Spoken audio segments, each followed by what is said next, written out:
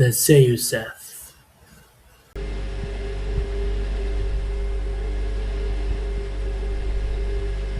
Noong araw, puno ng tunog ang bawat sulok ng lugar na ito. Ang sipol ng takure.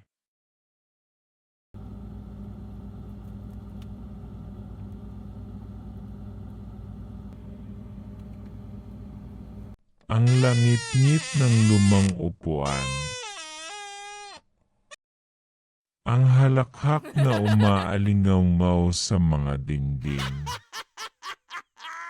Pero ngayon, katahimikan na ang pumalit. Hindi yaong mapayapa, ito'y mabigat, parang may hinihintay na hindi nababalik. Nakakatawa kung paano nakakalimot ang isip. Hindi lang mga mukha o pangalan, kundi pati mga tunog. Ang hampas ng ulan sa bintana.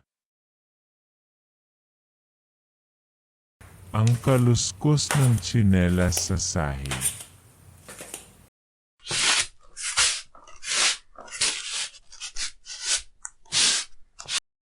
Ang pag-click ng ballpen kapag walang maisip isulat. Dahan-dahan silang nawawala, hindi napapansin hanggang sa tuluyang maglaho. Kagabi umulan.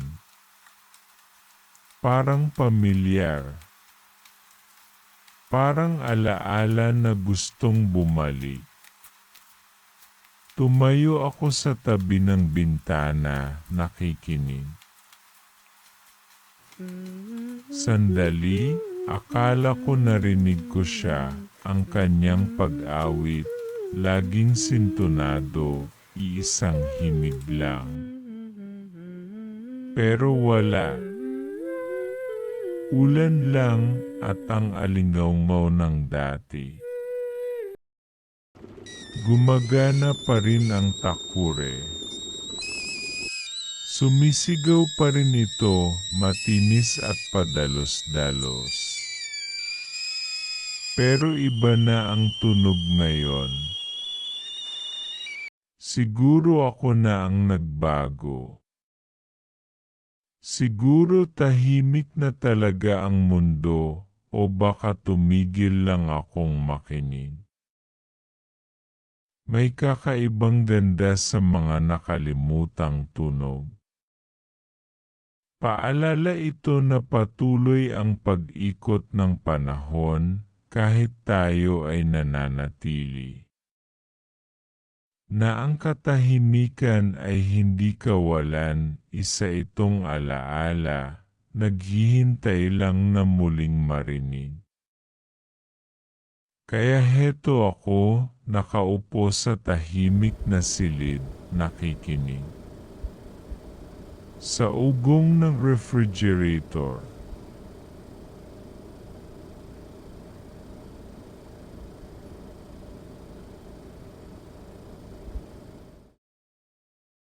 Sa tiktak ng orasan.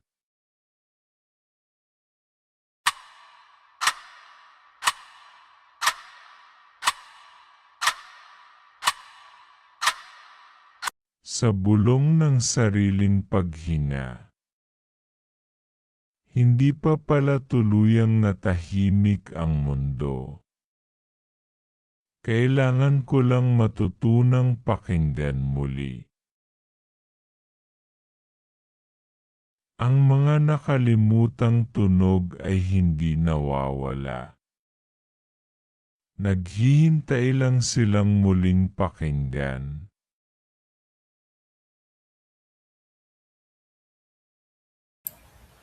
The Zeusath.